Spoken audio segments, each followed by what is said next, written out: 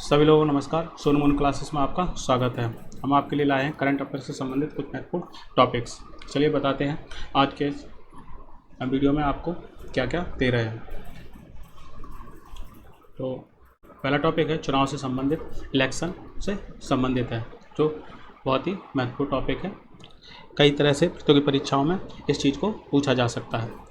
तो पहला है 5 राज्यों में चुनाव की घोषणा हो गई है।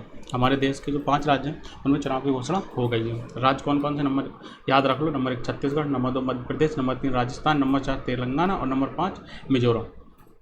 इन 5 राज्यों में चुनाव की घोषणा कर दी गई है। चुनाव घोषणा किसने करी है? इलेक्शन कमीशन ने की है। छत्तीसगढ़ में 2 चरणों में चुनाव होगा। चुनाव से संबंधित कुछ महत्वपूर्ण चीज़ें, जो छत्तीसगढ़ राज्य है उसमें 2 चरणों में चुनाव होगा, जबकि मध्य प्रदेश, राजस्थान, तेलंगाना और मिजोरम में 1 चरण में चुनाव होंगे। पूछा जा सकता है कि जो अभी हाल ही में इलेक्शन हुए हैं उनमें चुनाव 2 चरणों में कहाँ हुआ, तो आपका आंसर होगा छत्तीसगढ़। और ये भी पूछा जा सकता है कि एक चरण में चुनाव किन किन राज्यों में हुए हैं, तो आपका आंसर होगा मध्य प्रदेश, राजस्थान, तेलंगाना और मिजोरम। पूछा जा सकता है किसी भी एग्जाम में, आने वाले सरकारी एग्जाम में पूछा जा सकता है। सभी राज्यों की मतगणना कब होगी? 3 दिसंबर को होगी। जितने भी ये चुनाव होंगे इन सबकी मतगणना एक ही दिन होगी, और कब होगी? 3 दिसंबर को होगी। मिजोरम में, अच्छा ये बता दें, चुनाव जो है इलेक्शन कहाँ पर, किस किस डेट में, कहाँ पर है। तो नंबर 1 मिजोरम में है 7 नवंबर को। छत्तीसगढ़ में, क्योंकि ये एक चरण में होना है इसलिए एक ही डेट में हो जाएगा। और चरण का मतलब होता है कि कितने बार में कहाँ करा रहे हैं। मान लो 2 चरण हैं तो वहाँ पर 2 बार में चुनाव होगा। जहाँ 3 चरण लिखा हो तो वहाँ पर 3 बार में चुनाव होंगे। तो मतलब ये होता है चरण का मतलब। तो मिजोरम में 7 नवंबर को ही होगा, क्योंकि एक चरण में चुनाव होना तो एक ही डेट में वहाँ हो जाएगा। छत्तीसगढ़ जो है वहाँ 7 और 17 नवंबर को होगा। याद रखने वाली बात है 7 और 17, 7 + 10 यानी 17। 7 और 17 नवंबर को चुनाव हो जाएगा। 2 चरण में होगा इसलिए, ठीक है। अब यहाँ पर मध्य प्रदेश में क्या है, 17 नवंबर को होगा। तो मध्य प्रदेश जो है यानी कि एमपी में भी कब होगा? 17 नवंबर को। और यहाँ पर चुनाव क्या है? एक चरण में। राजस्थान में 25 नवंबर को चुनाव होगा। अब अपडेट हो गई है, क्योंकि पहले 23 नवंबर डिसाइड की गई थी, किन्हीं कारणों से डेट बढ़ाकर 25 कर दी गई है। यहाँ भी एक बार में होगा, ठीक है, एक चरण में। तेलंगाना में क्या है? 30 नवंबर को चुनाव होगा, और ये भी क्या है? एक चरण में होगा। उम्मीद है यहाँ तक आपको वीडियो मेरा पसंद आ रहा होगा। वीडियो अगर आपको हमारा पसंद आ रहा है तो वीडियो को लाइक करें, चैनल को सब्सक्राइब अवश्य करें। आगे बढ़ते हैं। इसमें 5 राज्यों की कुल 679 विधानसभा सीटें हैं जिन पर चुनाव होना है। तो मतलब जो ये 5 राज्य हैं इनमें चुनाव हो रहा है, तो उनकी कितनी सीटें हैं? 679 विधानसभा की सीटें हैं, ठीक है ना। विधानसभा सीटें हैं 679। नंबर याद रखना होगा कितनी सीटों पर चुनाव हुआ है अभी हाल ही में, तो आंसर होगा 679। 5 राज्यों में इन सीटों पर करीब 16 करोड़, जिनमें से 8.52 करोड़ पुरुष हैं व 7.18 महिलाएं हैं, और मतदान अधिकार का प्रयोग करेंगे। जो वोट देने का अधिकार दिया है वो उसका प्रयोग किया जाएगा, ठीक है, महिला और पुरुष को। मुख्य चुनाव आयुक्त कौन है वर्तमान में? ये क्वेश्चन पूछा जा सकता है। राजीव कुमार है, श्री राजीव कुमार हैं। आपको याद रखना होगा, अगर आपसे एग्जाम पूछ दीजिए कि वर्तमान में मुख्य चुनाव आयुक्त कौन है, तो आपका आंसर होना चाहिए श्री राजीव कुमार। इनसे संबंधित इमेज लगा नहीं सका हूँ, आप गूगल पर सर्च कर लें और देख लें कौन है, ताकि चेहरा पहचान में आ जाए। तो मुख्य चुनाव आयुक्त कौन है? श्री राजीव कुमार। कुल 1.77 लाख मतदान केंद्र होंगे। कितने मतदान केंद्र बनाए जा रहे हैं? 1.77 यानी 1.77। 5 राज्यों में चुनाव होना, जिनमें से 1.01 लाख पर वेबकास्टिंग की सुविधा होगी। वेबकास्टिंग का मतलब क्या है कि इन्हें इंटरनेट के माध्यम से देखा जा सकेगा या इनकी कोई मॉनिटरिंग करेगा। तो इतने केंद्रों पर 1.77 में 1.01 लाख पर वेबकास्टिंग की सुविधा प्रोवाइड कराने वाला है चुनाव आयोग इस बार। आगे बढ़ते हैं। इसी में चुनाव से संबंधित चीज़ें। विधानसभा सीट कितनी है? 679, इन पर चुनाव होना। और लोकसभा सीट कितनी? 83 है। जो ये इतने राज्यों में चुनाव होना है, इन्हीं में विधानसभा सीट कितनी है? 679, और लोकसभा सीट आप देख सकते हैं 83। विधानसभा सीटों से क्या होता है आपको बता दें, सीएम नियुक्त किया जाता है, और लोकसभा सीटें जितनी ज़्यादा होती है उससे पीएम नियुक्त होता है। इसे बोलते हैं विधायक। आप कॉमन वर्ड सुना होगा विधायक, और इसे बोलते हैं सांसद, ठीक है। ये जैसे मान लो उत्तर प्रदेश है, तो उत्तर प्रदेश कहाँ पर सारे विधायक बैठते हैं? लखनऊ में। वहाँ पर इनकी मीटिंग वगैरह होती हैं और मतलब विधानसभा चलती है। और जब लोकसभा की बात आती है तो सारे मतलब पूरे देश के जो सांसद चुन के जाते हैं वो दिल्ली में बैठते हैं संसद में। सांसद से बनी संसद, ठीक है, विधानसभा से बनी, विधायक से बनी विधानसभा, ऐसे करके होता है। आगे बहुत कुछ है बताने को, अभी मोटा मोटा बता दे रहा हूँ। मध्य प्रदेश क्या? मध्य प्रदेश में अब देखो यहाँ राज्य वार ये डिटेल हमने बताई है, याद रखने वाली चीज़ भी है, कई बार पूछा जा सकता है। तो मध्य प्रदेश में लोकसभा की सीट कितनी है? 29 है, और विधानसभा की 230 है। देखिए कितना अंतर है। मतलब आप इससे क्लियर समझ पा रहे होंगे कि विधानसभा का क्षेत्र जो है लोकसभा से छोटा होता है, क्योंकि विधानसभा ज़्यादा बनाएंगे यानी कि लोकसभा का क्षेत्र बड़ा होगा विधानसभा की। जैसे एक लोकसभा बड़ी होगी विधानसभा से कई साल, क्योंकि यहाँ 29 में ही 230 विधानसभा समाहित है। तो इस तरह से ये होता है, यानी कि सांसद विधायक से बड़ा होता है। तो विधानसभा सीट कितनी है? मध्य प्रदेश में 230 है, और मध्य प्रदेश में 29 लोकसभा सीट है। राजस्थान में लोकसभा की सीट कितनी है? 25 है, और विधानसभा की सीटें कितनी है? 200। तेलंगाना में लोकसभा की सीटें कितनी है? 17, और विधानसभा की सीट कितनी है? 119 यानी कि 119 है। और छत्तीसगढ़ में लोकसभा की सीट कितनी? 11, और विधानसभा की कितनी सीटें हैं? 90। मिजोरम में लोकसभा की सीट एक ही है, ये याद रखने वाली बात है। मिजोरम जो राज्य है इसमें ये चीज़ याद रखें कि मिजोरम में लोकसभा की सिर्फ एक सीट है। अगर कोई पूछ जाए सिंगल लोकसभा वाला सीट का राज्य कौन सा है, तो आपका आंसर क्या होना चाहिए? मिजोरम। विधानसभा की कितनी सीटें हैं यहाँ पे? 40। मतलब यहाँ एक लोकसभा सीट इक्वल टू 40 है, 40 विधानसभा सीट है यहाँ पे, ये रेशियो है। तो आपसे पूछा जा सकता है सिंगल लोकसभा सीट का राज्य कौन सा है, तो आंसर क्या होना चाहिए? मिजोरम। नोट, सभी के नतीजे 3 दिसंबर को आएंगे।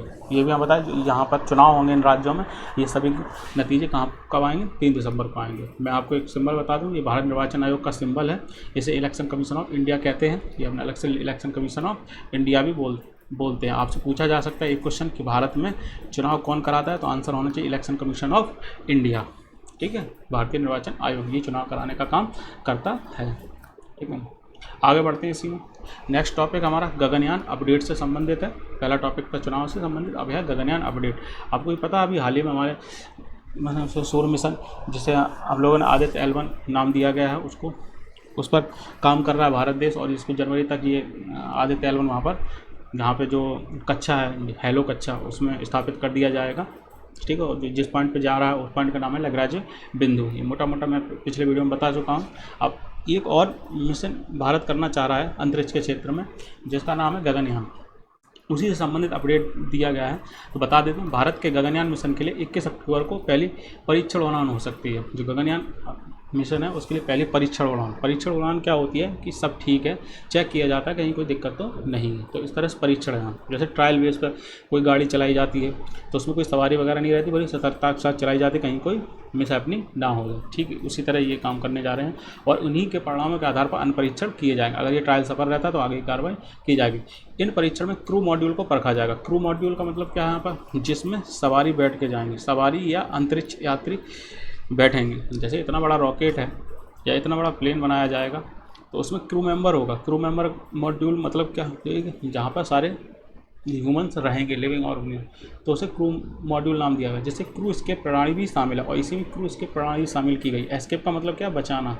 आपको देखा होगा एस्केप बचाना, मतलब इसका काम क्या होगा था? जो क्रू मॉड्यूल है, जो इसमें लोग बैठेंगे अंतरिक्ष यात्री, उनको बचाना, इसका मेन काम ये होगा। गगनयान का हिस्सा 3 भारतीय अंतरिक्ष यात्रियों को अंतरिक्ष में ले जाने के लिए उपयोग में होगा। तो ये क्रू मॉड्यूल जो है इसमें 3 अंतरिक्ष यात्री जाएंगे। अभी हाल ही का यही अपडेट है ये। और यह परीक्षण कहाँ से होगा? श्रीहरिकोटा स्थित सतीश धवन अंतरिक्ष केंद्र से होगा। जो श्रीहरिकोटा स्थित क्या है? सतीश धवन अंतरिक्ष केंद्र है, यहाँ से इसका वो क्या जाएगा, क्या टेस्टिंग की जा रही है। मॉड्यूल की वापसी में बंगाल की खाड़ी में उतार जाएगा। जो क्रू मेंबर का मॉड्यूल है वो उसको बंगाल की खाड़ी में उतारा जाएगा। अब बंगाल खाड़ी में क्यों? वहाँ पर पानी है सब जगह, तो इसी में उतारेंगे, मिसहैपनिंग नहीं होगी। आप ऐसे तो ना मतलब कहीं भी कुछ भी उतारें, सब कुछ साइंटिस्ट सोच के काम करते हैं कि कम से कम जनहानि हो, और यहाँ पर तो जनहानि का है क्योंकि यहाँ चारों तरफ पानी होगा और पानी में से उतारेंगे। मॉड्यूल को वापसी में बंगाल की गाड़ी में उतारा जाएगा। इसके लिए भारतीय नौसेना भी रिकवर करने के लिए तैयार रहेगी, और भारतीय नौसेना भी लगाई जाएगी। अगर कोई बात है तो ये भी तुरंत अलर्ट पे रहेगी, तुरंत बचाव दल तैयार रखना होगा।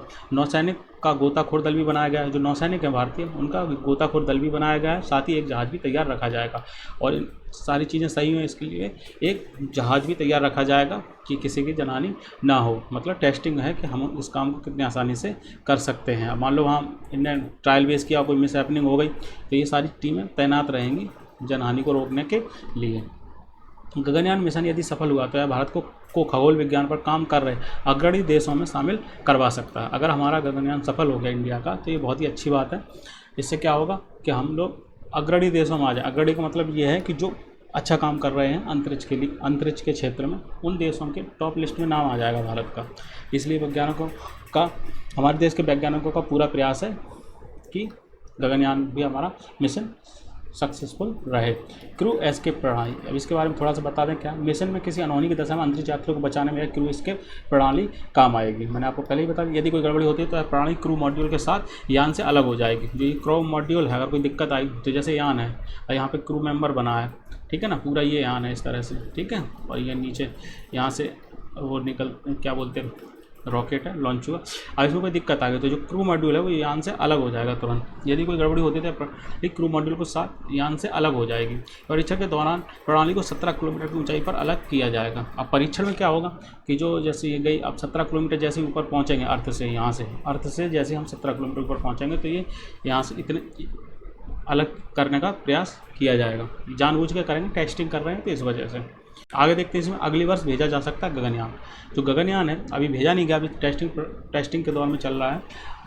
वैसे संभावना है कि अगले साल ये भेजा जाएगा। गगनयान भारत का पहला अंतरिक्ष मिशन है। इसे अगले साल के आखिर, मतलब लास्ट में, या वर्ष 2025 की शुरुआत तक भेजा जा सकता है। वर्ष 2024 में मानव रहित परीक्षण उड़ान होगी। 2024 में क्या है, ये मानव रहित परीक्षण उड़ान भी करेंगे, जिसमें क्या होता है, इसमें एक व्योम मित्र रोबोट भेजा जाएगा। ये क्वेश्चन पूछा जा सकता है कि मानव रहित जो परीक्षण उड़ान है उसमें किसको भेजा गया है, तो आप इंसान को, रोबोट को, इस तरह से क्वेश्चन में रख सकते हैं। चारों, इंसान, रोबोट, कोई जानवर, या इनमें से कोई नहीं, ऐसे 4 ऑप्शन रहेंगे तो आंसर होगा रोबोट। रोबोट का क्या नाम है ये भी पूछा जा सकता है, तो आंसर रखना है व्योम मित्र, ठीक है, व्योम मित्र, याद रखना, व्योम मित्र, ये रोबोट का नाम होगा जो जाएगा। मिशन के लक्ष्य, अब यहीं पर बताएं, जो गगनयान मिशन है, GAN गगनयान मिशन जो है, इसके लक्ष्य क्या है, मतलब इसका एम क्या है। अंतरिक्ष यात्रियों को पृथ्वी से 400 किलोमीटर ऊंचाई पर अंतरिक्ष में ले जाना, पहला लक्ष्य ये है। यात्री 3 दिन अंतरिक्ष में रहेंगे और वहाँ पर क्या करेंगे। अब ये यात्री का मतलब ये नहीं है कोई भी सवारी उठा लेंगे, जैसे नॉर्मली जैसे कॉमन पीपल नहीं होंगे, ये सब बहुत ज़्यादा ये लोग काफ़ी ट्रेनिंग दी जाएगी इनको कि अंतरिक्ष में कैसे रहें, क्या करें। ये पूरी एक तरह से साइंटिस्ट टाइप के लोग होंगे जो सारी चीज़ें वहाँ पर जाकर करेंगे, अध्ययन करेंगे और प्रयोग भी करेंगे, टेस्टिंग भी करेंगे, क्या चल रहा कैसे नहीं चल रहा, ये सब चीज़ें करेंगे वहाँ पर। बाद में उन्हें सही सलामत पृथ्वी पर वापस लाना एम होगा इसका। ऐसा ना हो कि बीच में कोई मिसहैपनिंग हो जाए, इनको भी वापस लाना है। मिशन में से भारत अंतरिक्ष में मानव भेजने की क्षमता हासिल कर लेगा। अगर ये सक्सेस रहता है तो जो भारत है अंतरिक्ष में मानव भेजने की क्षमता हासिल कर लेगा। अभी तक बहुत ही कम देश कर पाए हैं ऐसा। वर्ष 2030 तक अंतरिक्ष पर्यटन क्षेत्र में देश को स्थापित करने का भी लक्ष्य है।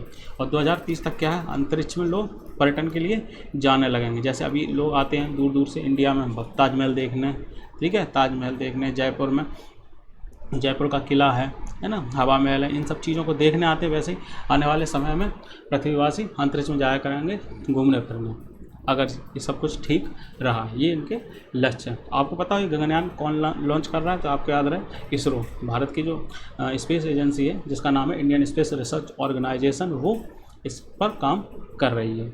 सभी लोग काफ़ी मेहनत कर रहे हैं, सभी को बधाई हो हमारी तरफ से, और उनकी मेहनत रंग लाए, हम ऐसी ही आशा करते हैं।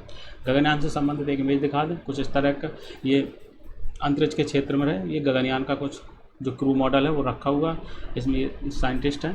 तो उम्मीद है आज का आपको हमारा वीडियो करंट अफेयर संबंधित ये पसंद आया होगा। अगर आपको हमारा वीडियो पसंद आया तो वीडियो को लाइक करना, चैनल को सब्सक्राइब अवश्य करना। Thanks all of you.